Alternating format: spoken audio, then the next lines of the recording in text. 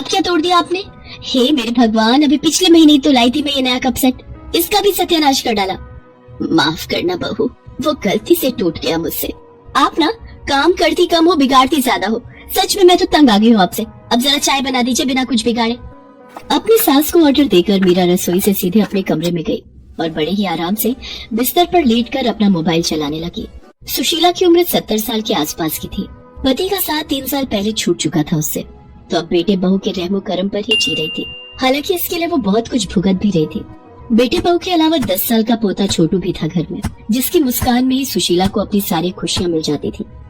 मीरा, ओ मीरा, अरे कहाँ हो? जल्दी से यहाँ आओ। क्यों चिल्ला रहे हो? आ तो रही हूँ। एक तो सारा दिन घर का काम, फिर बच्चे को देखो और इनकी बूढ़ी माँ की सेवा भी करो।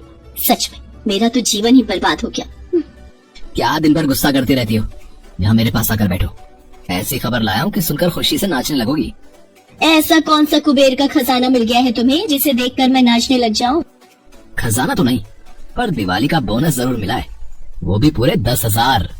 अरे वाह, तो इस बार दिवाली पर मेरी नई साड़ी पक्की? पापा, और मेरे लिए ढेर सारे पटाखे भी लाना प्लीज। हाँ हाँ क्यों नहीं बेटा, और मिठाइयाँ भी आएंगी, वो भी खूब सारी। दिवाली के बोनस का क्या और कैसे करना है ये कुछ ही मिनटों में तय हो गया। और वही कोने में सुशीला हाथों में अपना टूटा चश्मा लिए खड़ी थी। उसका चश्मा टूटे कई महीने बीत चुके थे।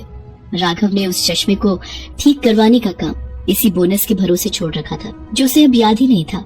सुशीला ने उसे याद दिलाने की कोशिश भी नहीं की और चुपचाप अपने कमरे में आकर बीती यादों में खो गई। कैसे उसने और उसके पति ने हमेशा राघव की हर जरूरत को सबसे ऊपर रखा, कैसे उसके भविष्य की खातिर अपना गांव छोड़कर शहर आ गए। लेकिन अब सब बदल गया था।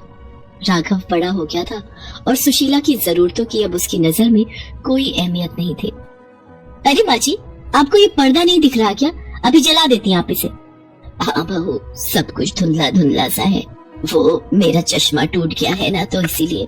ओहो सॉरी माँ, तुम्हारे चश्मे के बारे में तो मैं बिल्कुल भूल ही गया, पर तुमने मुझे याद क्यों नहीं दिलाया? अगर ये याद दिला देती तो आज ताने कैसे मार पाती? ऐसा नहीं है बहू, बिना चश्मा मुझे देखने में तकलीफ होती है, ये बात तो तुम्हें भी पता ही थी ना। हाँ पता है, तो क्या करें?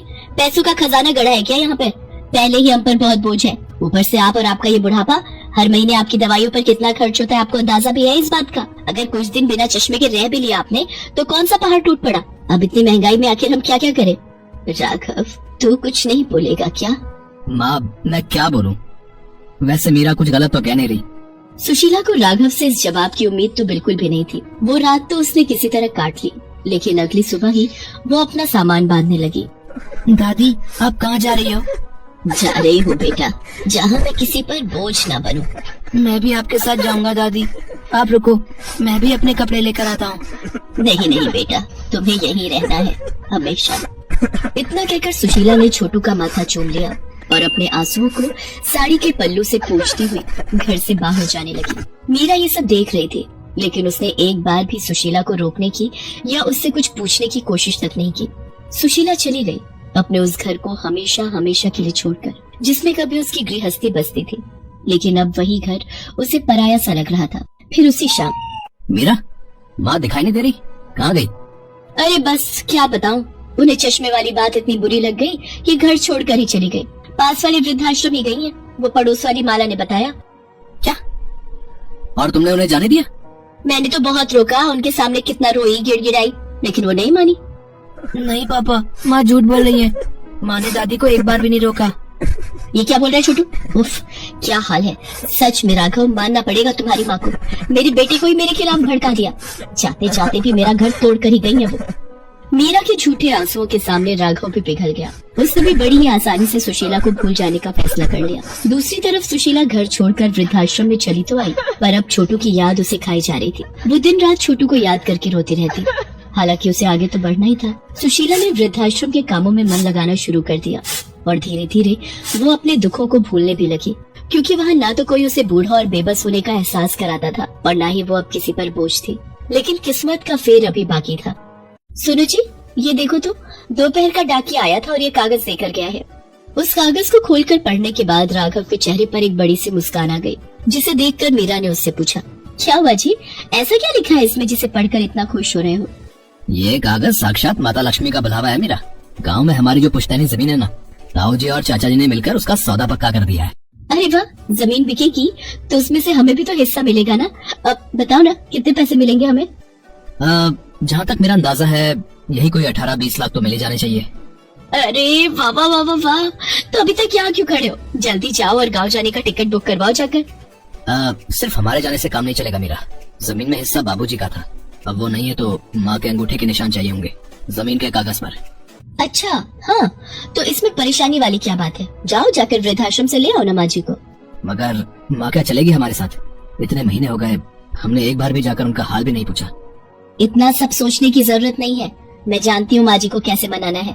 ये अपना छोटू है ना, इसी में बसती है माँ जी की जान। इसे देखते ही मक्खन की तरह पिघल जाएंगी वो।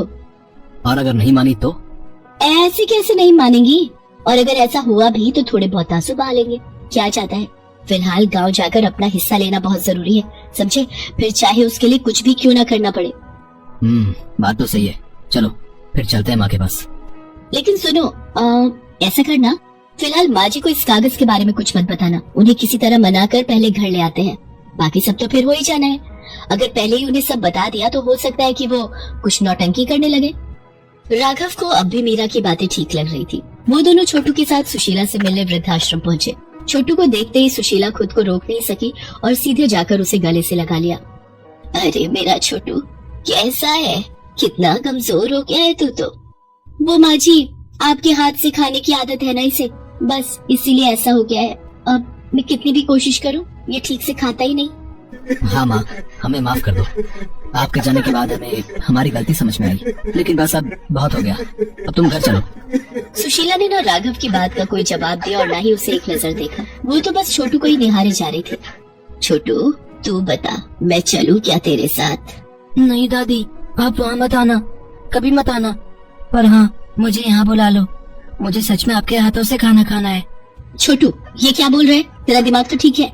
उसका दिमाग बिल्कुल ठीक है, कि वो तुम दोनों की तरह कपटी नहीं है। तुम लोगों को आज मेरी याद क्यों आई है सब पता है मुझे। क्या पता है आपको? बताइए। सुशीला फौरन अपने पल्ले से वही कागज निकाल कर दिखाती है जो डाकिया मीरा को देकर गया था। यही लालच तुम दोनों को यहाँ लेकर आया है ना? बताओ, अब चुप क्यों हो? पर ये आपके पास कहाँ से आया? ये मैंने दिया है दादी को। छोटू की बात सुनकर राघव और मीरा सन्न रह गए। अब उनके पास कहने को कुछ भी नहीं था। ये बुढ़िया ना तब तुम्हारे किसी काम की थी और ना ही अब है। जाओ, चले जाओ यहाँ से।